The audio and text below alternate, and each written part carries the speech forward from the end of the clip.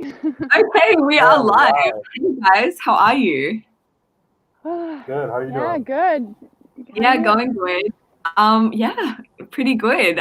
So this is our live for today. I'm here with Where's Poppy? Guys, how are you? Good. How are you doing? Okay, cool. Sorry, my audio was just on, as it always is in the background. But I am joined here today with Where's Poppy and Colin Abroadcast, two of my favorite YouTube channels. So excited that you guys are here. Can I just go through both of you so you can introduce yourselves for the stream? So Poppy, would you like to go first? Yeah, so I'm Poppy, and I make travel videos, just traveling the world, trying to really highlight people and cultures is my goal in every video. It doesn't always happen, but it's my goal. And right now I'm in Australia, kind of really, really cold right now in the morning. I'm outside kind of camping, so it's going to be an interesting live video. I'm really excited. Amazing. And I used to live in China for a year, so. Oh, amazing. Okay, I'm excited to get into your China experiences. Can we expect some interesting videos from Australia from your channel soon? Yeah, if I ever get power, that's the problem, and internet, then yes, of course. Oh my gosh. Okay, I'm going to go on to Colin so he can briefly introduce himself, but I want to get right into what you've been doing at the moment, Poppy. It's absolutely fascinating. Colin, would you be able to introduce your channel and yourself?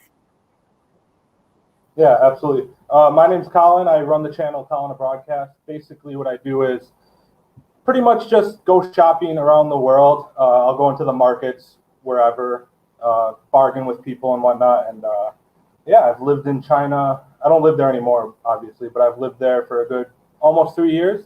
So wow. Yeah, I'm excited to do this. Oh yeah, currently I'm in Egypt as well too. So awesome. Okay, that's so cool. Yeah. I miss shopping with you. I got a lot of good deals. Oh my god, that was so fun in Shanghai. So, Poppy, is Colin like the master negotiator? Is he actually as good as you? Yeah, and I'm horrible. And so I'm like, please, I want that bag. Can you go get that shirt? But he wants to watch me sell first, and then he'll get it. I remember when you're like, I'm gonna come with you, but I'm not gonna bargain. And like the first person we went up to, you're like, oh, okay. You just like went into it, like you were like but nervous not very to do well. it, but then, yeah. No, you did well. That was fun. That was a good time. All right. Well, thanks. That sounds awesome. I hope to join the party one day. I want to go bargaining with you, Colin. It's so much fun. Absolutely, we'll do it. Definitely. I can't wait. Can I ask you a question? How does the bargaining in Egypt compared to the bargaining in China? Have you noticed any big difference? Yeah, that's the thing about traveling to all these different countries is like essentially bargaining, everywhere you go, bargaining, everybody's doing business. It's all the same. However, there's little nuances in each different culture. Like China, they see you, they're going hard as heck, like they're not going to let you out of the shop. Egypt is kind of more relaxed, well, it depends, but Egypt, for the most part, I feel like it's more relaxed and more professional, for lack of a better word. But yeah. Yeah. Oh, awesome. I've never been to Egypt. I really, really want to go. Me either. Definitely. Are you still in Cairo? No, or you've moved now to Alexandria, right? Yeah, Alexandria currently. Yeah, cool. How's that? What's Alexandria like? It's nice. The whole city is based upon the Mediterranean Sea. So everywhere you go, you get a sea breeze, and it just feels so good. Compared to Cairo, it's kind of like, I don't know. Cairo was just always hot, and there was like stale air. Alexandria, you always get that sea breeze, so it feels great. Sounds wonderful. Poppy, can you go into more detail on like what you're actually doing at the moment? Everyone wants to know where is Poppy and like what's your life? Like, can you go back to even telling us about your work on the potato farms? Like, give us everything. Yeah, I feel like my life has been in serious high gear since this whole madness of the world started. Like, a lot of people are bored, and I'm like, I need to freaking calm down. So back in March, I think that's when I pretty much stopped posting content because I was supposed to go like on all these trips. I was supposed to go to China. We were supposed to go to China together, actually. Yeah. We were gonna go learn Chinese at a Mandarin school. That was supposed to be really cool. And I was supposed to go to Bali on a group trip and all these things. It's fine. I'm fine. I'm over it. But it's all canceled, and so I had to do my visa work. So I'm on a 1-year visa to Australia, and if you want to extend it a second year, you have to do 3 months of farm work, or 3 months for me as American working like in a restaurant, but above like you have to be north of Australia. But when this whole situation happened, I couldn't leave my state, so I couldn't get out, and so the only option was farm work. But the thing is, there were no jobs because everybody got out of work, so every person in their mind went to the farms. So I was like, oh my gosh, I can't even get a farm job. I managed to. It was a really bad job. I was sorting potatoes, and it was 12 hours a day with no days off. And so I was like, okay, I'm going to post content, but then I get home from work exhausted from doing the same thing all day, standing and freezing and sorting these potatoes. I was like, I cannot edit a video. Like, this is just, I hate my life. It was honestly, it was pretty horrible. But it was a good group of girls. It was like 7 girls, and we just kind of complained together. And I did that for 2 months. And then I went and planted trees, but then the Victoria and New South Wales border here shut for the first time in I think 100 years. Was it? It's never shut before, and it's supposed to be shut for 2 months. And because Victoria is getting like a crazy spike in cases, and they went back into stage 4 lockdown, and it's really bad right now. And so I was like, I need to get out of here. I need to get out where the rest of Australia is doing fine. So I basically, within the span of 24 hours, quit my job, packed up all my stuff, moved out of the place I was living that I just got to for just 2 weeks, and jumped in a convoy with a bunch of people I've never met. It basically met them through a Facebook backpacker group who were like, we want to travel up the coast. And so this guy who has this crazy decked out truck, like it's basically like living in a tiny house, but it's this massive truck, and there's like 8 of us living inside of this thing. Like, I'm sleeping in a hammock, and like we've got all these cars, and we're like driving up the coast to Sunshine, and we keep meeting other backpackers, and now we're like 5-6 cars just like all living in our vans and driving up the coast. And right now I'm like literally in the bush in New South Wales, like no internet, no Wi-Fi, no electricity, no nothing. Haven't showered in a week. Like really living the homeless life, not gonna lie, but it's definitely a really fun adventure, and I'm getting some pretty interesting content. If I could ever get some power, I could post something, but that's the hard part. So and I'm really sitting looking in front of a cave right now making this video. Are you actually? Whoa. Yeah, there's like, I don't know how to even show you, but there's a cave behind me. Like, like, wow, like homeless status. Show us the other way, but I'm in front of you. It looks really pretty. It's really beautiful. I don't know if you can tell. Yeah. But there's like some crazy clouds and mountains going on right now. It's really cold, but it's really beautiful. So it's a nice way to do a live video. Yeah, wow. I've never gone live with someone who's in such a location before. You're literally like in the middle of nowhere. I've never gone live before, and I'm like, wow, I had to climb this mountain to get like 2 bars of reception. So I'm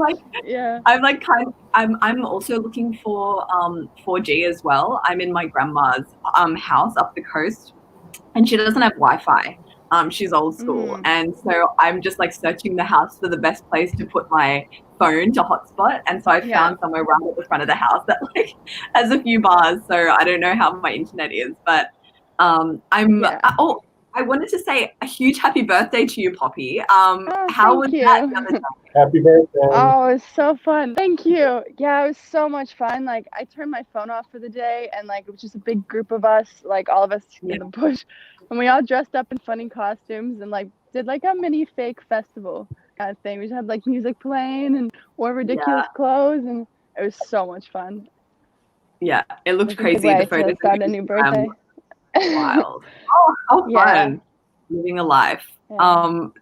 So a little update from me. Yesterday I drove up the coast to my grandma's house. So I'm like 4 hours from Sydney. So I'm like a little bit closer to you now, Poppy. I reckon we'd only be like hours away from each other. That's kind of far. I know, Australia is so big. We're both north of Sydney, but still very far from each other. And my sister and I just wanted a bit of a change of scenery. So she's going to be working from here. I'm going to be doing my work from here, my editing and stuff. And yeah, just hanging out at the beach. And we're going to hike a mountain today and get some fresh air. So that's what's happening in my life at the moment. Well, you should still look into getting a van and come join the convoy. Oh my gosh, I literally was looking for like half an hour to an hour yesterday, the vans on that Facebook page and seeing which ones would suit me. I really want to do van life. I think it would be so much fun. But vans, I think it's what we should do these days. Yeah, I really, really want to do it and make some content about Australia and drive around. Even if I can only drive around New South Wales, there's like the state that I'm currently in. There would be so much to see and do just here. But the problem is vans are like really expensive if you get a half decent one, especially one that has power and some cooking things. Yeah, I'm struggling to find. I want to get my own van as well, but it is kind of hard, and there's not actually that many for sale right now. But yeah, power is like the number one thing if we want to make content. So, but yeah, we'll exactly. No, would you solar panels? So then you're being good to the planet. Really? Yeah, you just put it on top of the living car. all off solar? Yeah, that's what I've been these days. Yeah, living off solar. We're drinking like water, free spring water. Yeah. Wow. But has there been any downsides to the van life so far? Like, is there anything you really so many. Tell us, please.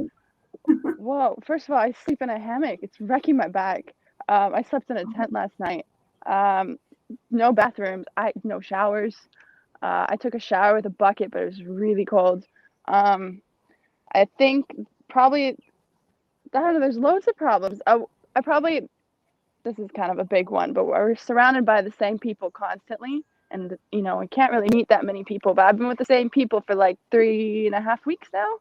Like, wow. We kind of do get on each other's nerves when you're like buddy to buddy with someone and everybody smells bad. And like, and things are always breaking. The van has broken so many times. Actually, it almost broke down permanently one day, like shelves falling off, like something happened last night. Like, no, van life is great, but definitely really hard as well.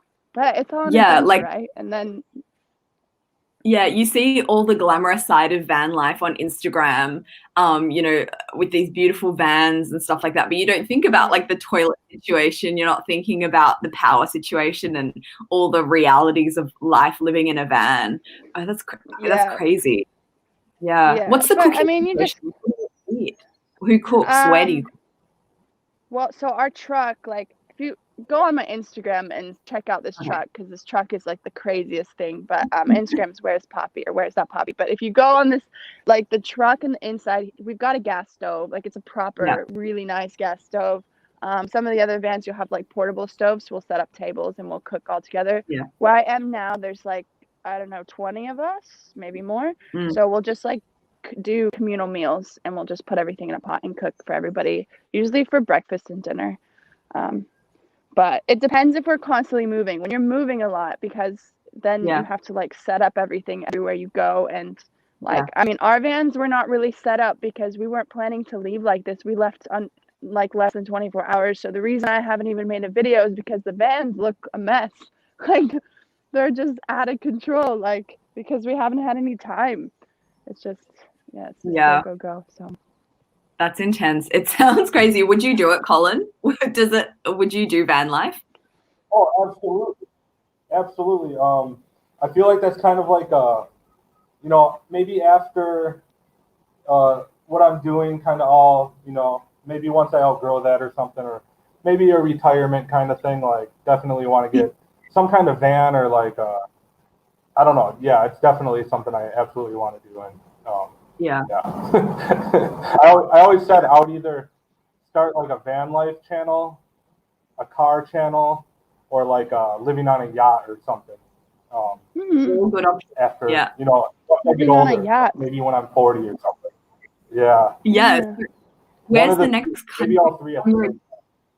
Oh yeah, the sky's the limit. you, Colin. Well, I was going to ask, what's the next country on your agenda after you finished with Egypt? Do you have your sights set on a new location? Yeah. So I have a friend from home that I'm meeting up with. He just put in his notice today at work. So we're trying to, because I'm in Egypt, he's in America. So like I've been reading up every day about like which countries are opening up day by day, and obviously each country has their own restrictions, right? So if I come from Egypt, I might be able to get into one country, whereas he might not be able to get into the country because he's from America, right? We both have American passports, obviously, but it's where you come from prior. So we have the one country that didn't close down is Belarus, and they have no restrictions. So I think we're gonna meet there. Yeah. To be honest, before I've never even heard of the country, to be honest. But I was gonna say, where is that? It's right next to Ukraine. Okay. So, Wow. yeah, we're gonna play it safe and meet there, and then we're gonna travel. We'll stay there for a few weeks or whatever, and then we'll play it by ear as things open up. So, other than that, I'm thinking like I'm hoping like Greece opens up, like Portugal, Morocco, like because I want to stay in like this part of the go to world Morocco. right now, so Morocco's Morocco awesome. would be sick. Yeah. You've been to That Morocco? was wonderful. Yeah. Yeah, that used to be Really? my favorite place I'd ever been. It was my Poppy, have you highlight been to trip for Egypt? the past years. No, I haven't. I'll have to go one day. Okay. A lot of So places you to guys go. both been to Morocco, not Egypt. Yeah. I've been to Egypt. Okay. Yeah. Okay, I get it. It's so fun. And there are so many markets. Like, there are so many markets. Yeah, you would and they're be pretty in heaven. funny there too with the bargaining. They take it like Really? personally. Like they're like, oh, don't like if you say I'll promise I'll come back, and they see you on the street, they're gonna be like, you said you're gonna come back. But they're really nice. They'll like bring that'll you be in, perfect. make you with some fresh I'm Berber gonna use tea. that. Like, I'm gonna use oh, that I knowledge. loved it. Yeah. It's so I'm gonna good. Use that knowledge to try to play it. Yeah. Like, I don't know what it's like in Egypt or whether it's a similar vibe, but there are like bazaars that are, square kilometers by square kilometers. Like, you can walk around these bazaars for a week and still have more things to discover. And that's just in one city. And like every city has markets. It was incredible. Like with everything, silver, gold, textiles, rugs. Yeah, it was. I bought so much, and I was like a backpacker. And I really wanted to get one of those like I don't know what the technical term for it is when you put it on the floor and it's kind of like not a bean bag, but it's like more stiff. It's like a little thing that you sit on. Anyway. Yeah, I know what you're saying. Yeah. Yeah, one of those little things. And so I decided to carry it around with me for the rest of my travels. I got one. I was just desperate for it, and now it's in my room. How long did you carry What city it for? were you in? I went to a few cities. I went to most of the big ones in the north. So I went to Casablanca, Tangier, Fez was incredible. I went to Chefchaouen, the Blue City. I'm missing like the big one. I've forgotten the name. But yeah, I went all over. But I would really love to go back and see the High Atlas Mountains. They look absolutely incredible, and also go and see go to the Sahara because that's also in Morocco. Where did you go, Poppy? I went to Marrakesh, and then I went to a place called Tagazout, which was it was by the beach and a few hour drive away. It was awesome. I went to a surf camp. Oh my gosh. I would so go again, and I'd do the exact same thing, and I'd do everything you also said too. I love Morocco. Cool. Surf camp in Morocco. Yeah, no, there's beach there. Yeah, there's good surf. How fab. So on that note, I thought I'd take us into our main topic for today's live stream. So we three are going to be chatting about some of the favorite trips we've been on in China, because each of us at some point was living in China or spent time traveling in China. Poppy, do you reckon you could start us off and just tell us, like, generally what your story is with China? Like, where have you lived there? How long were you there? Yeah, can you just tell me, is the camera shaking? Because I'm shaking. It's Oh, really you poor cold. thing. It's okay. Just keep yourself warm. It's not noticed. It's not I'm too so noticeable. cold. Oh my Okay, god. as long as it's not like making people sick, but I'm trying really hard to not shake my hand. Um, Oh. oh. Okay, so yeah, I went to China. What year was it? I'm all lost. It might have been 2017. Yeah, I think it was 2017. So I moved to China, to Shenzhen. Never heard of Shenzhen prior, to be honest.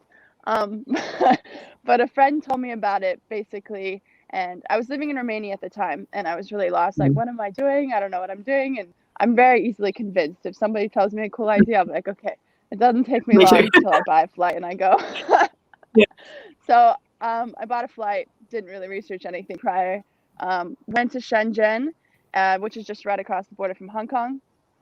And first time I ever got culture shock, which is kind of crazy because I've pretty much actually traveled my whole life. Like my parents, I got my first passport when I was like 4 weeks old and left the country at 6 weeks. So like I've been around, but like I don't know, it was just so different. And maybe because I didn't look up anything, but I was just like, wow, like this is crazy. So it was really cool because I kind of like the uncomfortable and I like being kind of shocked. Like that to me is what's so cool about travel. So I spent a year living in Shenzhen, but then because Shenzhen is by Hong Kong, so you got a big international airport, and then also Shenzhen is a good airport hub as well. I then traveled to maybe 10 cities in China. Like I went did a decent amount in a year. And yeah, my favorite area or province I think was Yunnan. It was so Yeah. beautiful over there. Oh, cool. Well, we're going to get into more in detail of the places you're going to show us in the stream. Colin, could you give us a brief background on your history with China, like where you were based and stuff like that, where you've traveled? All right. Yeah, so I'm from right outside Milwaukee, Wisconsin. I've pretty much lived there my whole life, and 2015, well, actually like 2013, 2014, I kind of got the, why don't I just go somewhere and live in a different country kind of thing. I'm sure we've all kind of experienced that. No. So I finally made the move at the end of 2015.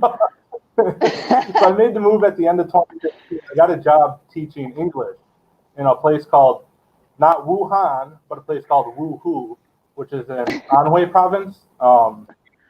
Yeah, it's a really, really small city. I think it was like 2 million people. I mean, that seems big, but as we know, living in China, that's a really small city. It was like a tier 88 city, right? And so I taught there. I taught English there, and then I moved on to and taught there, and then eventually I was able to grow, my YouTube channel and do this full time. So awesome. Yeah. So ever since I left in 2018 to continue doing like YouTube and everything. So I was there for almost a good 3 years. Definitely missed it. I hope one day to go back. So. Yeah, is that when you started your channel in China? No, or did actually, because I started my YouTube channel in like 2012, but I did like phone reviews and stuff like that. Like if you go to my older videos, it's all like Windows. It was like a Windows phone review and things like that. And I liked doing videos. However, I didn't like have a passion to do phone reviews, right? So I was thinking, I was like, what do I want to do? Like I've never actually like traveled outside of America before. So I was like, I'm just going to take the jump. And so doing YouTube was half of the reason why I even left in the first place, is because I was like, I'm just going to do it. I'm going to take my chance. If I don't do what I want to do with YouTube, then at least I moved to a different country and experienced a different country. My backup plan for YouTube, like YouTube's always been like a dream for me, right? To be able to work on YouTube. My backup plan was at least to gain enough skills filming, editing, being on camera to where if YouTube didn't work out, hopefully I can just get a job at like a company, right? And do videos there for them. And actually, I did a job. Poppy and I kind of worked for them. Career China, shout out. We worked for them. Poppy did more like freelancing videos. Yeah, and so it was like as soon as I got that job, 1 month later, my YouTube channel just like blew up. So it was just like, all right, I got to go now. Yeah. That's super interesting because Colin, you have so many subscribers. Did you find that it all came from mostly one video, or has it just been like a steady increase since that initial boost? Like how did it all come to you? Yeah. I'm going to say it wasn't one video, but it was obviously the niche that I found with the markets. Yeah. Before I did the market stuff, I was doing, like day in the life of an English teacher in China, things like that. It was like more like a little 5-7 minute videos or whatnot. And I did the faith market, and like that did really well for my channel, and it kind of made my channel grow. So I was like, you know what? I can either continue doing this because I still like to do this, right?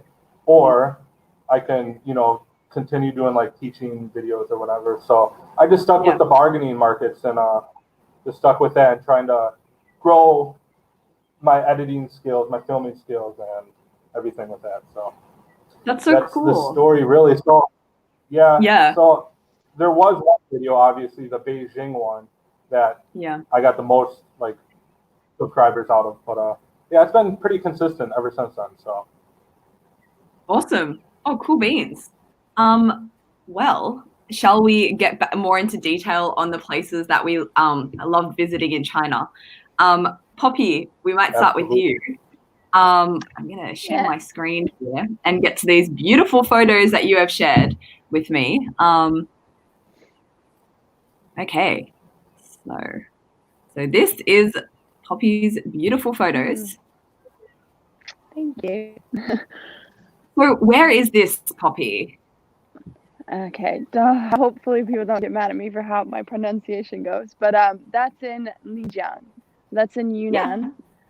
That was a beautiful little town. And so that's down one of like the shopping streets, I believe. I know it's like, so in Lijiang, you've got like the ancient town. It's really touristy, to be fair, but I would say it's like mostly Chinese tourists, which is kind of cool. It's just different than if you went to like Beijing or Shanghai, where you're going to see a lot of foreign tourists. Like these are a lot of Chinese tourists, and it's really small, like narrow alleyway, so kind of like hutongs, and it all kind of looks like that. It's all really decorated and colorful. I would say going around sunset was the best, because then it's just like really beautiful colors, and at night everything lights up. And so it's like this ancient town surrounded by kind of like more regular style buildings on the outside.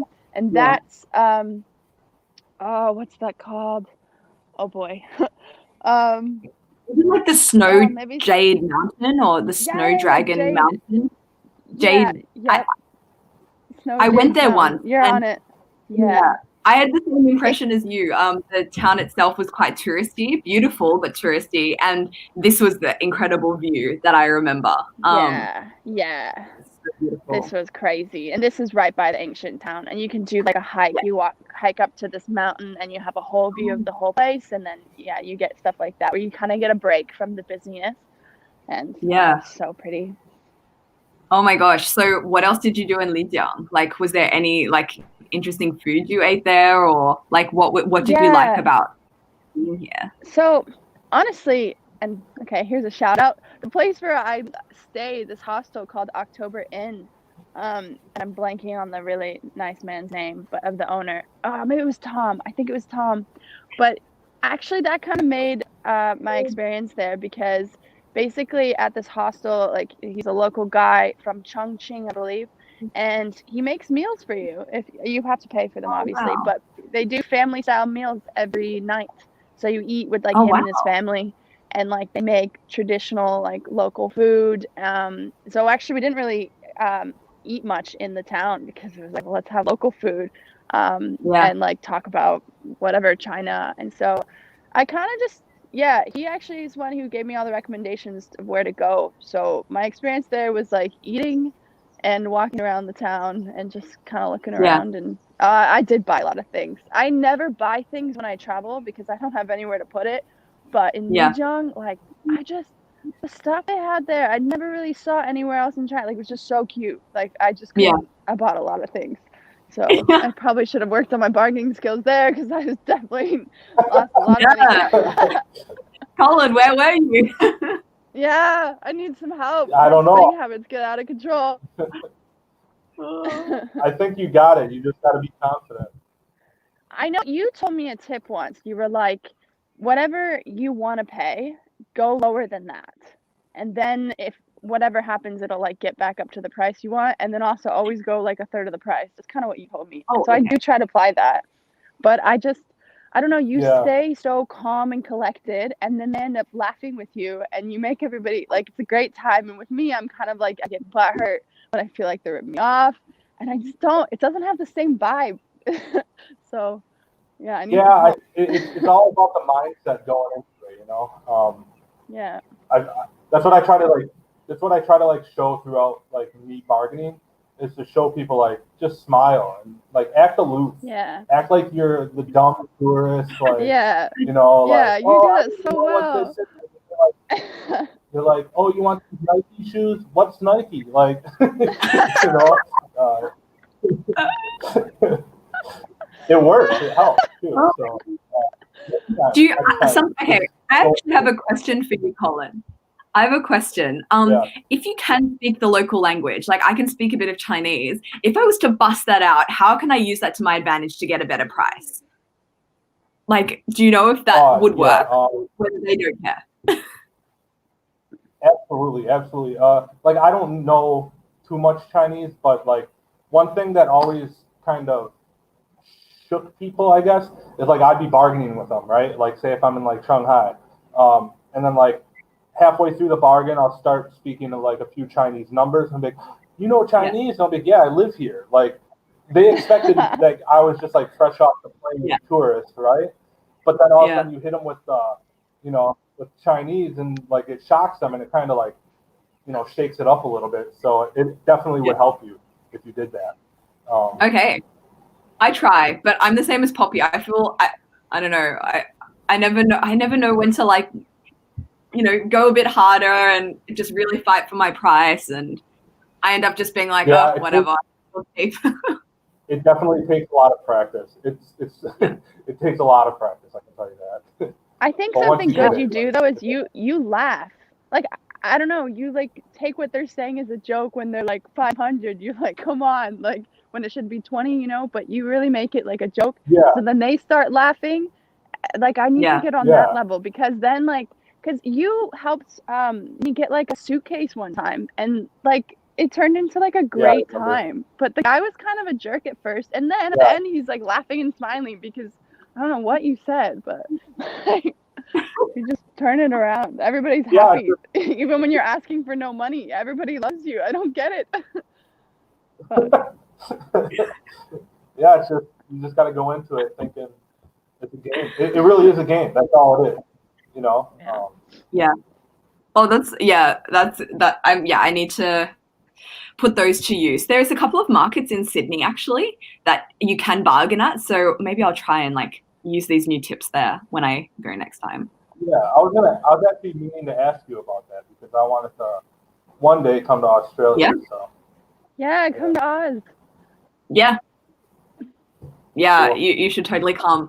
I wouldn't say that like every street that you go to, you're going to be confronted with the situation where you can bargain. I would say that in Sydney, there's like someone in the chat, please correct me if I'm wrong, but like there's one in like central Sydney, like a Paddy's Markets where you can go and haggle and there's a whole lot of different things. And that's really big actually. And then I think in some other suburbs, you can also find some bargaining opportunities, but I wouldn't say it's like, oh, you're in Australia, like go down this street and there'll be like markets and stuff. Yeah. But then again, maybe I'm not very experienced with that arena. So maybe there is. Maybe Australia is the market paradise of the world. Well, if you have a Chinatown, which I assume you do, that's like the go-to. Go to any Chinatown around the world and you'll be able to bargain. And maybe try Melbourne, because Melbourne's Chinatown. That's the best Chinatown I think I've ever been to. Like it's really authentic. But that's partly why I moved to Melbourne at one point, because I was like, oh, they have like real bubble tea. Not that I can have that because I'm tolerant to milk, but they have like and you can even pay with WeChat. They take Chinese currency. Like, trust me, they're on it. Yeah, it's crazy. Then they just send it back home. And what? Yeah. Oh, I was saying with WeChat, it's easy just to send money back home. Yeah. Yeah. For the Chinese, you know. Yeah. You get it. Okay. More about get it. where this place is. Here. Where is this? Your next place that you wanted to share with us? Yeah. So was that my next place? I had one more, I think. It's basically the same area. No, it's just same area. Yeah. Okay. I couldn't really pick one or the other because they're just 1 hour drive difference. So I kind of just want to put them into one. This is Shaxi, if I say that right. Yeah. Shaxi. This place was awesome. It was super small ancient town that you could walk in like maybe not even 20 minutes, but it's like surrounded by these beautiful mountains, and you've got water and a cool bridge, and it's just like there's basically nobody there. That looks like it too. Is that a photo? Yeah, I got a photo of it. Oh, okay. I was like, Did you take no, that's exactly how it looks too. Yeah, so you've got I like found that off the cobblestone internet. street. I just wanted to add. It honestly kind of looks like a fairy tale. Like it looks like a fairy tale, like where princes and princesses would live. Like it's so cute. You've got really cute cafes, and you've got like horses walking around, carriages, and it's like you've been traveling back in time. And that's like the idea of it. It's kind of like you've gone back in time to the I almost just said Yellow Brick Road. Whoa, it's way too early. Yeah, it's so pretty. Sorry. I went there when I was doing some travels in Yunnan, back when I was first in China. And I went from Kunming to Dali to Shaxi to Lijiang, and then up into the Tiger Leaping Gorge. And I remember when I was in Shaxi, there was we were walking along the riverside, and there was a group of people doing just like a bonfire. And so we just joined them, and we spent like 5 hours just like roasting marshmallows and other so cool. Chinese snacks by the river. It was so much fun. I have really good memories from there. It's such a beautiful little town. That's really and cool. I think anyone who goes to Lijiang should definitely check out Shaxi. Yeah. Did you also go to the Tiger Leaping Gorge while you were in the area, Poppy? Yes. Yeah. I did that, I think, right before Shaxi or maybe after it. Shaxi's kind of like a good place to relax. Yeah. Like you go there for like a day or two. I think I went there for 4, but and you just kind of relax and don't really do anything. But yes, I did the Tiger Leaping Gorge, which was awesome. I did it by myself, which is cool to know that you don't need to go with anybody because you meet a lot of people on this trek. It's a 2-day walking trek. I did the full 2 days. So you walk, you just have beautiful views of the mountains, and then you stay overnight in a hostel with all the people you meet. And it's like you hike. At least I met locals and foreigners, but you did it as well. Yeah, I really loved the Tiger Leaping Gorge. I went, it was raining, but I think the Tiger Leaping Gorge is one of those places that looks beautiful no matter what kind of temperature or weather condition is going on. Like I've seen it in the snow, it's beautiful in the spring, in the summer, in the autumn. When it's raining, it was like super misty and like mysterious. Actually, my cover image on my YouTube channel, that's me at the Tiger Leaping Gorge. And I use that photo for everything because it's just such a dramatic scenery. I loved it. And I remember where I stayed, it was this place called Halfway House or Half. Yeah, it was too. like a yeah. And it's like in the middle of the trek. So you kind of trek up, you stay there, and then the next day you trek back down. And do you remember the bathroom from that hostel? Like, do you remember how? So it just looks out onto this amazing gorge. I remember just like going into the bathroom, and there's no wall. Yeah. You just have this view, like the most dramatic toilet view I've ever seen in my life. It was incredible. But all the rooms were like that too. Yeah, everywhere was just like a view of the mountains. Yeah, I remember when I walked into one room and I was like, whoa, okay, that's nice. Yeah. But yeah, so beautiful. That trek is great too. Also to know like it's not even just about the gorge. Like it's the whole journey. Like the entire hike is just beautiful views. Like even when you get to the end, it's kind of like, what was the whole experience? But yeah, definitely recommend it. Yeah. I'm sure you recommend it. Have you been, Colin, to Yunnan or to any of the places we just mentioned? No, but I've heard about the beauty of Yunnan. That's definitely on top of my list. That and like Chongqing. I want to go to Chongqing as well. But yeah, Yunnan and Chongqing are probably the top of my list right now. Yeah, both beautiful places. I went back last year to do more exploration of Yunnan. So I did more of the south and like tea growing regions. And oh my gosh, I fell in love with Yunnan even more. I've been to Chongqing 4 times. Chongqing's one of my favorite cities in the world. It's so vibrant. Like, and, pardon me? Oh, I just said, what do you like about Chongqing? Oh man, I love so many things. I love how crazy busy it is in the center. It's just so many people. I think Chongqing has like 30 million people population, but it's also like really spread out. Like it's a huge city area wise. I love the food. It's the home to Chongqing hot pots. So I just love the social environment that you just see a hot pot restaurant on every corner, and you've got, you know, all the regulars sitting down and eating and sharing food. And it's also surrounded by a lot of really natural scenery as well, a lot of mountains. So I found it like a really dramatic landscape. Actually, you'd be in the city, you see all of these crazy big skyscrapers, but then the backdrop is always mountains, and you've got the Yangtze River as well. Yeah, beautiful. And it's super really green beautiful city, too. actually. Yeah, would recommend. Yeah. Oh, sorry, what'd you say, Colin? Sorry. I think my thing's a little behind. That's the place with the train that goes through the building, right?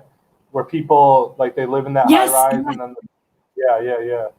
That's insane. Like, I want to ride so that. That looks so cool. Yeah.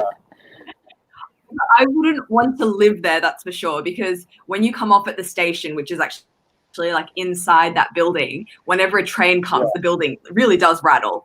But it's very cool to be there's like this viewing platform and everything. It's like a very famous attraction now in Chongqing, and everyone's just waiting for the train to go through the building. It's nuts. So random. Is that crazy? That's awesome.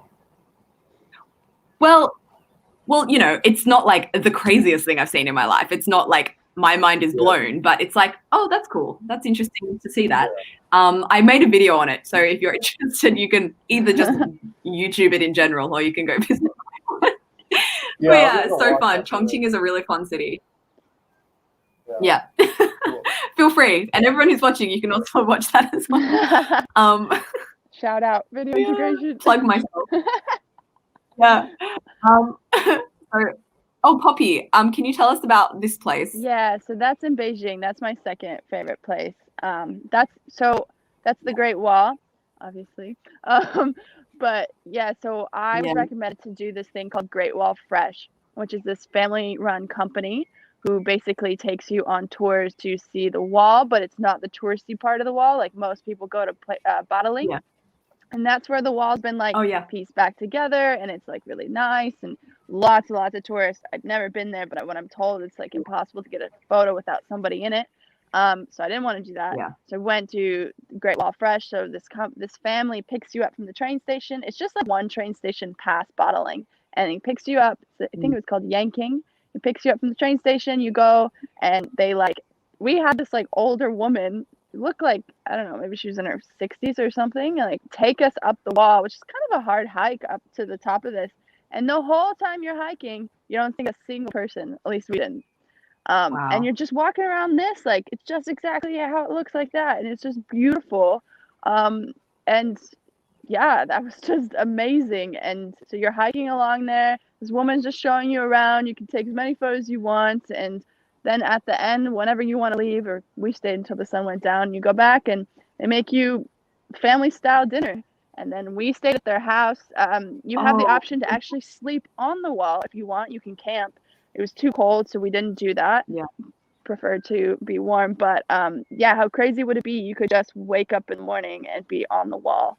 Like, I don't know, sounds a lot cooler to me than just the traditional way. So yeah, that's definitely one of my favorite things that I did. Yeah, it's so beautiful.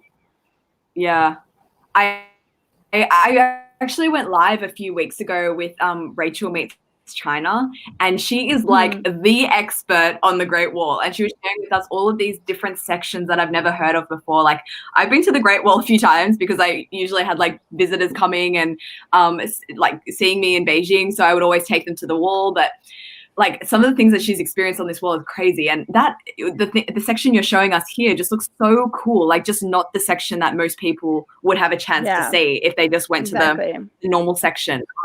It's almost like better to go there. I feel like it looks more authentic. Like that's unrestored. That's the point. And it's all like that. And I've seen Rachel's photos too. She's got I've seen like she's always in this red dress. I think she has like a photo in a red dress and there's like snow on the wall. I'm like, oh, you're so cold, but that looks so sick. I know. The things you do for so videos good. and photos, but have you been? Have you been to the Great Wall, Colin? No, I haven't, and I've lived in Beijing too. Don't ask me why I haven't. I just haven't. I think like I absolutely need to go. I'm kind of mad at myself that I haven't gone yet. So we'll take you one day. It'll be fun. I've never camped on the wall. It's something I've always wanted to do. Wake up and see the sunrise on the Great Wall, and definitely will be making that trip one day when I get to go back. Gotta do maybe it in summer then. Yeah. I just want to shout out a couple. Let's all go to the Great Wall and sleep there. I'm gonna bring a group. We'll be like a little mosh pit of people just sleeping on the Great Wall. Yeah, Colin, you bargained for some good tents, and I'll bring. I don't know. You got it. You bring the van with the solar panels. I'll ship my van from Australia that I don't even own yet, but I'll have my own one soon. Yep. Oh my gosh, driving China, that would cave. Drive the whole Great Wall. Okay. Oh, actually, I've just been reading a book about that exact topic. There's an author called Peter Hessler, and he has a really great series of books about China.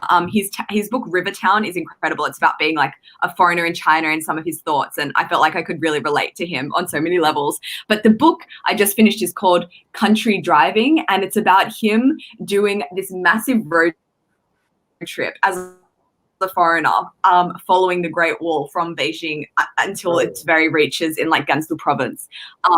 It's fascinating to hear about what it's like to drive in China in general, and then wherever he goes, there's this, like a view of the Great Wall. I don't know if I'd have the guts to drive in China, but it sounds like a cool concept. Would you dare? I'll be the driver. Would you do it, Colin? Yeah, I'll be the driver. You guys just cook or something. Awesome. Okay, we'll cook, we'll clean, we'll make the sandwiches. All right, I get it. No, I didn't mean it like that. No, that sounds fun. Let's do it. I'm so excited to go. Just go anywhere. Oh my god, I'm so keen. Just the thought of it. Okay, cool. Yeah, Great Wall. Must see place in China. Colin, I want you to tell us about where this is. All right, this is it's called Huangshan. I don't know if I said it right, but it translates to Yellow Mountain. It's in Anhui province, and I guess the biggest city in Anhui province is Hefei, where I lived as well. Just to get an idea, it's like 3 hours by train directly west from Shanghai. So this is okay. Could you go back to the other photo? Is that possible? Okay, so that tree in the background, so this is at the peak of the Yellow Mountain, and what like the main like draw to this mountain is that tree in the background. It grows out of a rock, and it's like over 800 years old apparently. So that's just what I've heard. I don't know if it's like Chinese folklore or if it's actually true. Who knows? But that's the main draw of this mountain, and this is the peak of the mountain right here. I think this is like my second or third month in China, and it was a really, really beautiful place to go, and like it was my first mountain I've ever climbed. It's really not really much else to say, but there's that tree right there. It's beautiful. It's so pretty. I had always wanted to go to Huangshan myself, and I finally got a chance, and I actually went with my dad one year. And this is what it's meant to look like. And but when my dad and I went, it was raining the whole time. Apparently, you have to be very lucky to see Huangshan on a good day. It rains. It was raining the whole time as well. That's why I had that like purple thing on my, Yeah. Is it not the same place with the floating mountains? Is that different? Or is that's jumping. That's different. That's in a different because it looks kind of similar. Okay. It does. Yeah, no, Yeah. a lot of the mountains kind of have a similar feel. Huangshan also looks very similar to Huangshan here. But yeah, when I went to Huangshan, not only was it cloudy, we couldn't see a thing, but when we went, it literally looked like this. It was on a public holiday, which I have learned never travel in China anywhere on a public holiday, because walking up this mountain was just essentially like standing in line for like the longest line in history. It was actual torture. It was horrible. Did you see those when you went? Did you see those workers who like carry like a bed for people, like old people, and like they carry them down? I've seen stuff like that, so you don't have to walk. Yeah. That. Oh no, I never saw that. When I first saw that, I thought like people like paid extra to feel like royalty for that. But then like I realized it was, as I saw more and more, it was all like elderly people. And I was like, oh, I get it now. It's because they just physically can't do it anymore. Like, yeah. But like I can understand why people would, because it's really hard to climb some of these mountains. It's very steep in parts. And the thing I find craziest is whenever I go, no matter where I go, no matter what time of day, no matter what time of year, there are always ladies who insist on wearing their high heels to climb mountains in China. Or suits, like really nice clothes. I'm here in like my full-on trekking gear. I've got my trekking boots and like all of like the necessary things to climb a mountain. And then there's a lady looking like she's walked off the cover of a magazine, and I'm like, how are you doing this? Yeah, I've seen this too, and I'm like, I don't understand. You know what it probably is they take the lift all the way up and probably just do it just for like a photo shoot kind of thing. No, I've seen people hike like that too. Actually climbing. And I've been Really? Yeah, I have, and I'm like, I don't understand. I'm dripping sweat here, like, and you're looking all real nice. Like, I don't get it. Yeah. I reckon it must be on some level for the photos, maybe. Maybe someone in the chat has a better idea of why people do this, because it's really, like, I can't think of something more uncomfortable than walking up a mountain in high heels, but maybe it will make a really good photo at the top. I have no idea. But you could bring your clothes in a bag and change. That's what I would do. Also true. I don't get it. But that's one of the things I found fascinating traveling China, that no matter where I go, no matter how out of the way it is, there are always people there wearing their Sunday best when I'm just like slopping it in my like trekking shoes and backpack. I'm like, am I doing something wrong, or should I have tried more? I don't know. So Poppy, those are your two oh wait, no, that's Colin's place. Colin, you still have one more place. Can you tell us about what this is here? Okay, so what you're seeing right here is, let me explain before I tell you. So this is, it's called Thames Town. So if you're from the UK, you know what, like the Thames River or whatever. Basically, this is a ghost town, but this isn't the ghost town in the sense of like the American Western ghost towns where people have lived in this town and then all of a sudden it's abandoned. This is the opposite, where they build up these towns in hopes of, I don't know, investors and like just pretty much to stimulate the economy or whatever. So this is the Thames Town. It's a British ghost town, and it's not like as you can see, you guys, the architecture isn't like the typical Chinese high rises. This is an actual like closed off compound. It feels more like a tourist attraction, like the Epcot Center, something like that. So basically what happens is I know in Shanghai there's like a good 9 ghost towns at least, and each one is has its own theme. So the previous one was Thames Town, so like a UK London kind of vibe to it. They have like a German, they have an Italian town, they have like a Spanish town. Like I don't know, it's crazy. And it's like I said, they're built up, but nobody usually lives in them, or very few people live in them, or they use them as a summer home or an investment vehicle, right? So it's very interesting to go explore because you can just walk into like these like they have shops there, but they're not real shops. Like they're just like they have the windows and everything. You walk in and it's like nothing, right? It's just an empty building. So So I'm that so was very confused. interesting. Like, so they've built. Yeah, So go ahead. these ghost towns have been built for what purpose? And like, why is there no one there? Did they assume that people would come there, or have they just been built for the future? Like, why does this happen? I think a little of everything. What I've heard was they're initially built to not provide jobs or something. Just, I don't know, just to stimulate like the workforce or the economy or whatever.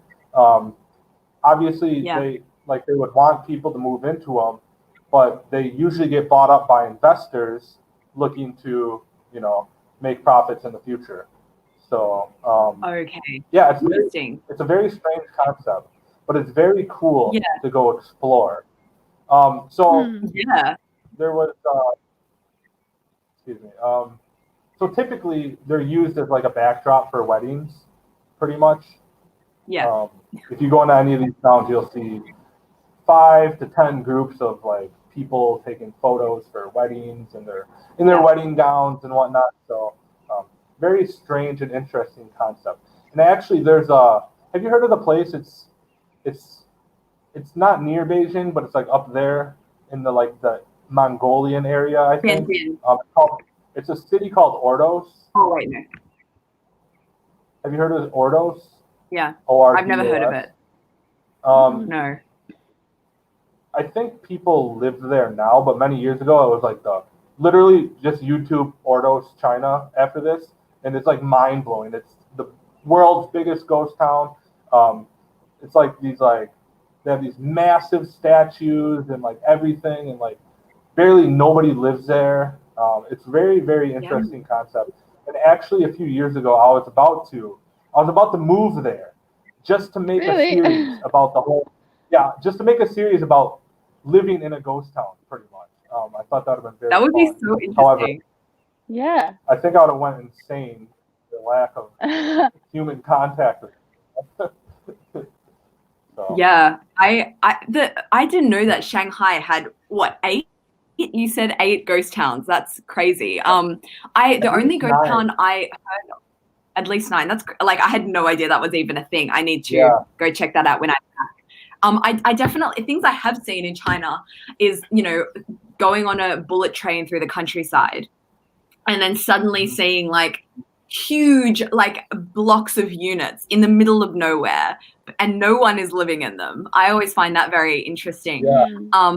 Also, another ghost town I've heard of is in Tianjin, and they built like a replica of Manhattan, like a kind of like a Wall Street type vibe, and no one went there for years. Yeah, I actually have a photo here. Let me see if I can share it. I just found one. They have an Eiffel Tower too. Have you heard of the Eiffel Tower one? Where's that? The one in Shenzhen. I've seen Shenzhen's one. I forgot where it is.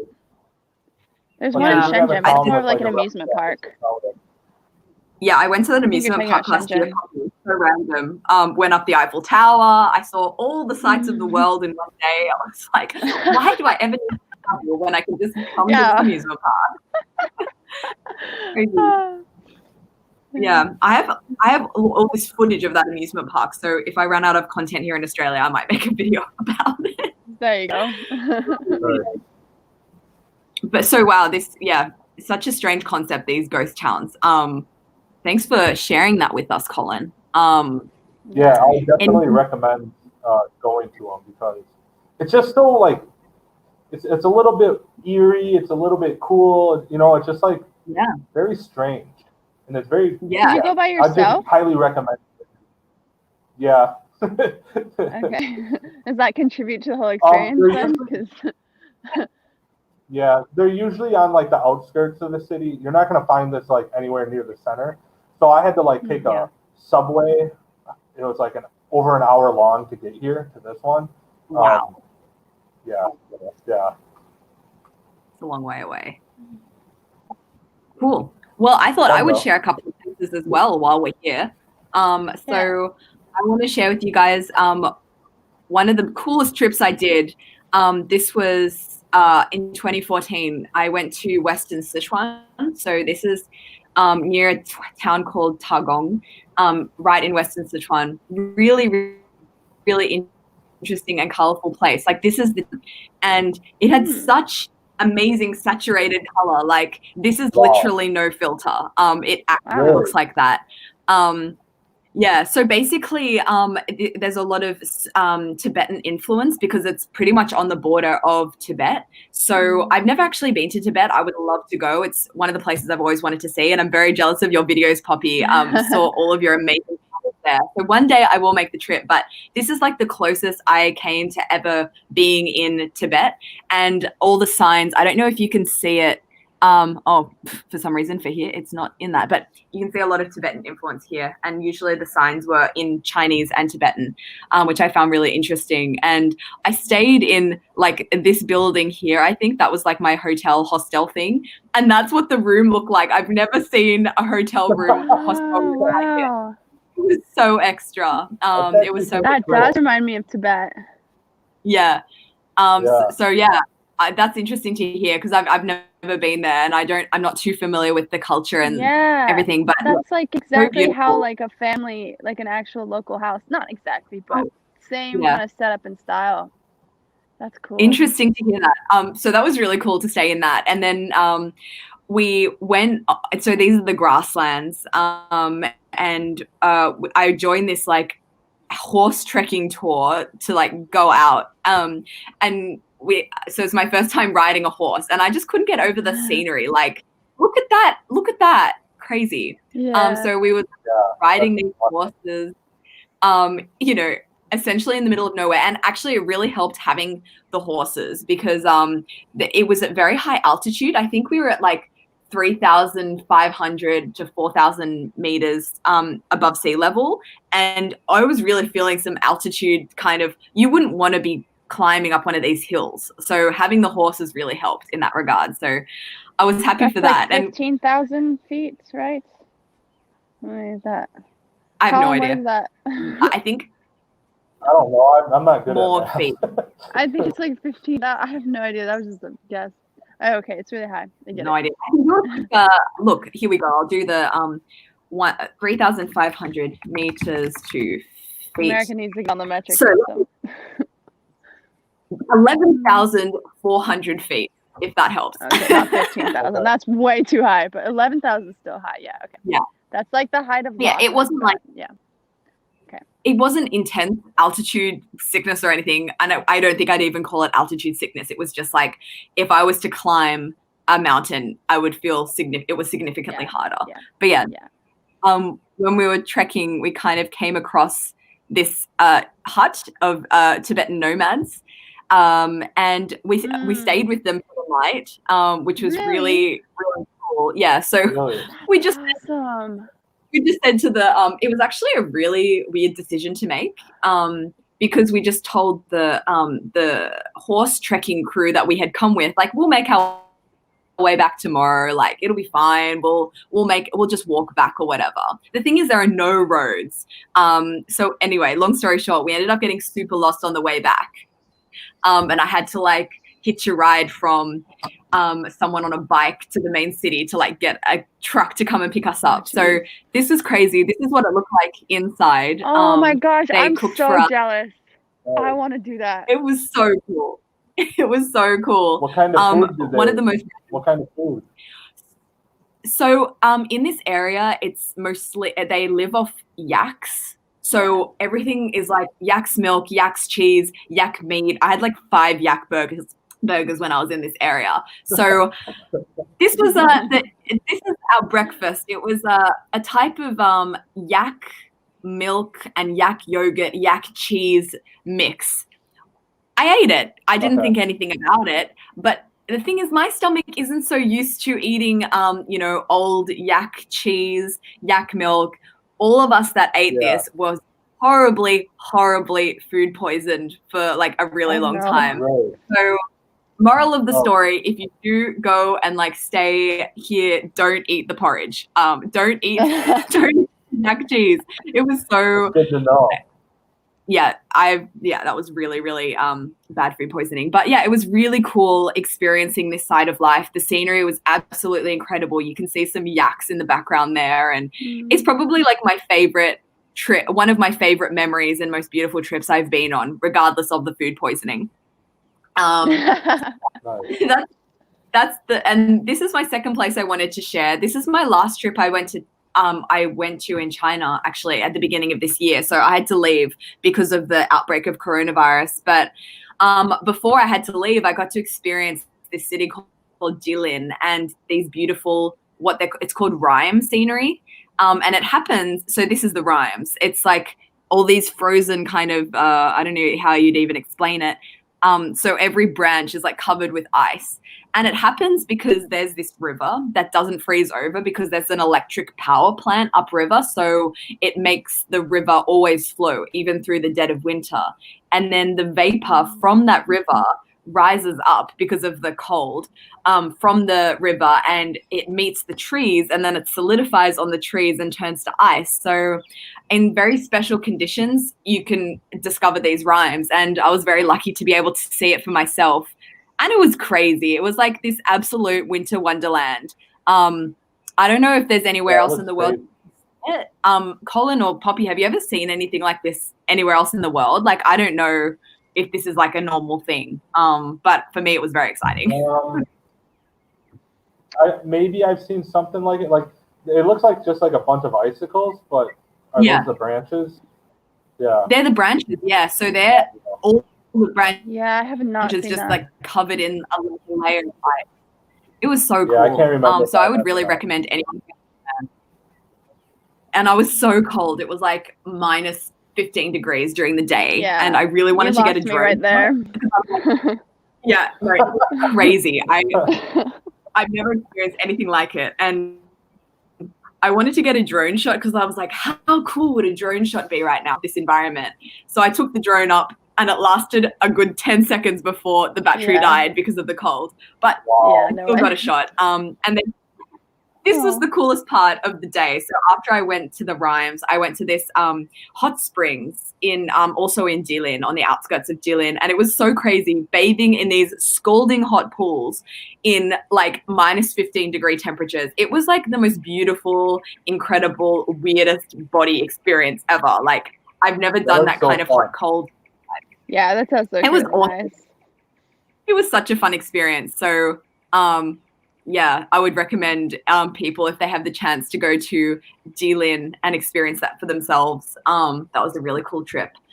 Oh, yeah, those are some of the trips that I've taken that had a really strong impression on me. And now hearing all your stories and looking over my photos, I just want to go back so bad. Yeah. Yeah. Hopefully sometime soon ish we can all travel. Yeah. Hopefully. Yeah. I don't know. We will. It will go back at some point. It may be a year until we can do so, but yeah, for the moment, I'm pretty happy in Sydney and being with my family. And I had to do like quite a big. I don't know about you guys and how this has all affected you, but for me, my content is usually of me traveling around China and finding myself in the situation where I'm not going to be able to do that for a really long time. I have to shift and like make some kind of different content to what I usually do. So that's been an interesting adventure for me, finding different things to film. But it's good that Sydney has like such a array of different Asian cultures and a big Chinese immigrant population. So I'm not starved for content there, which is good. But how has all of the last 5 months influenced you guys as content creators? I would love to hear how you've been dealing with it. Well, first of all, I just want to say, I just want to say, I watch your Instagram stories when you make like cooking videos, and I really like those. You like do a lot of like, I'm cooking a spicy chili oil, or I made like these dumplings, like, cause I love Chinese food, so I'll watch that. Like, I don't actually go cook it myself because I'm lazy, but I'm like, that looks really good. I'm glad you like it. I've so been maybe enjoying do stuff like that. Yeah, that's definitely one of the things I'll keep looking into, especially if we end up going into lockdown again, because that kind of means that it's a way for me to make content about China, stuff that I enjoy filming. I've really been getting into Chinese cooking, but also from home. So yeah, that's something I'll definitely look into more. I mean, I enjoyed it. Or even you, like, now I sound like a stalker, but you're like even like showing off your teas, like, yeah, I'm out of poor tea or whatever, something like that. Yeah, you can do that. Content for me, well, I haven't posted any. But yeah, I'm just kind of doing the same thing. I think I need to take a different approach now because I usually try to, if I can, focus on other people and locals, but we can't really be doing that these days. So my content is gonna just go straight into van life when I get some power. I think the first video I make, I'm gonna show this truck. That's gonna be crazy. And then I'm looking to buy my own van because I need some personal space. And I need to sleep in my own bed. So when I do that, then I'm pretty much just gonna be filming van life adventures and just the craziness of it, and probably focusing on not really having money, because I feel like there's a lot of van content which I like to watch, like, don't get me wrong, because it looks glorious, but like it looks really nice, like they've got this really beautiful decked out van, and it's like it's not unrealistic because obviously they're living it, but I don't know that I will ever get there. And like it's a pretty messy my van life situation, but it's pretty funny and pretty ridiculous, and I just want to try to capture that and capture like everything breaking and all the money that we lose. Like our fridge broke the other day, so all our food went bad. That sucks. Like, so stressful. I would love to say, if you could document the process of you getting that van and like making it livable and doing everything up, because myself, I'm looking to do the exact same thing on a budget. I don't want to blow 15K on a van that I use for a year and then just sell. So yeah, I'm super interested to see your content. We miss you. I'll be back soon. Yeah, but back and better than ever. Can't wait to see that. What about you, Colin? How has the whole coronavirus and just like crazy world situation affected you and your channel? Like, yeah, just run us through that. Yeah, it didn't really affect it too much, except for I just wasn't able to release as much. I had went home in December. So I was like living in Thailand and whatnot. And then, so I was home December to like February. And right before like all this kicked off, I had went to London, and then from London to Egypt, where I am now. And literally the day I landed in Egypt, not the day, maybe like 2-3 days before is when they locked down, because as soon as I got here, I made sure to go to the pyramids. And then like right after that, it locked down. So luckily I was able, because I did a video in London from the previous year. So I was able to edit that video because I never edited it. And so then I did like a top 5 or top 4 bargains video. And now I just released the Egypt video not too long ago. So now I'm working on my next Egypt video. So I'm hoping that after this next one, I can it's going to be, I'm going to be traveling to wherever is open pretty much. I'm going to be looking at the map every day, like, if this country's opening, let's go there. Yeah. So, I'm looking forward to seeing all your content. Yeah, I wasn't able to like release as much, but I was able to at least continue doing what I'm doing. Yeah. So no, that's good to know that like you still have the options for your content and it hasn't, affected you detrimentally. Like, it's a bad time for a lot of people in the world, and I guess travel vloggers is one of the professions that is kind of being hit. To travel. It's interesting seeing like other travel vloggers and how they've like dealt with it, because like I've been following ever since like popped off. I've been like following closely like other people who are in the genre, and like everybody went home and whatnot. And now I've seen like 3 or 4 channels go to Mexico from the United States. So there's a lot of people in Mexico right now because they're open. Yeah. Yeah, well, I hope that everyone out there is staying safe and healthy. Yeah, it's starting to seem like it's getting a little better, at least. That's good. Yeah. I just wanted to shout out 2 super chats that just came in. There's one person that is asking, have we been to Hainan or Yalong Bay before? I have been to Hainan, but not Yalong Bay. How about you, Poppy? How about you, Colin? No. Yes, I've been Sorry. to Hainan. Yalong Bay, isn't that in Hainan? Am I getting confused? I guess Yalong Bay sounds like Ha Long Bay, which is in Vietnam. I have been to Ha Long Bay in Vietnam, but not a Yalong Bay. But I have been to I'm Hainan. confused. Yeah. That's what Yeah, I've been to Hainan or Hainan. Yeah. Yeah. Well, cool. So I guess none of us have been to Yalong Bay, but maybe one day. And also thank you. Oops. Thank you, Tuan, for your super chat. Thanks for the compliment also. I'll just have a look at the chat and see if there are any last minute questions that we can address before we say goodbye for today. And I'll let you guys get back to your lives. For you, Poppy, it's very early. We got up at 7 a.m. for this stream. And Colin, for you, it's what, 12 a.m., 12:15? It's midnight, yeah, 12:15. Yeah. But I pretty much. No, but this worked out well. If it was warmer, I wouldn't be complaining. But yeah, I wonder what's worse, being cold doing van life or being hot doing van life. I'd argue that hot. cold is. I'd rather be hot. Oh, really? I'd rather be cold. No. I think I'd rather be cold as well because I feel like you can put on extra clothes, you can like sleep with the doonas, but in summer, like, is there aircon in these vans? I don't think so. Yeah, you can. If you get solar panels, you can do whatever you want. Or I mean, you can plug it into certain campsites, but no, I mean, being cold sucks. I'd rather be. Yeah. Like I lost feeling of my feet a long time ago, to be honest with you. Oh my God. Well, I'm going to let you go and heat up because I'm like genuinely concerned for your health. Well, thank you guys so much for joining me today. Can you guys just do a last minute plug of your channels where people can follow you on YouTube, Instagram, other social media? Colin, you first. Okay, Colin Abroadcast, YouTube, Instagram, and Facebook actually now too. I'm starting to cut up all my videos and release them on Facebook and make Facebook directed content because there's a lot more short form content there, so it gives me more creative.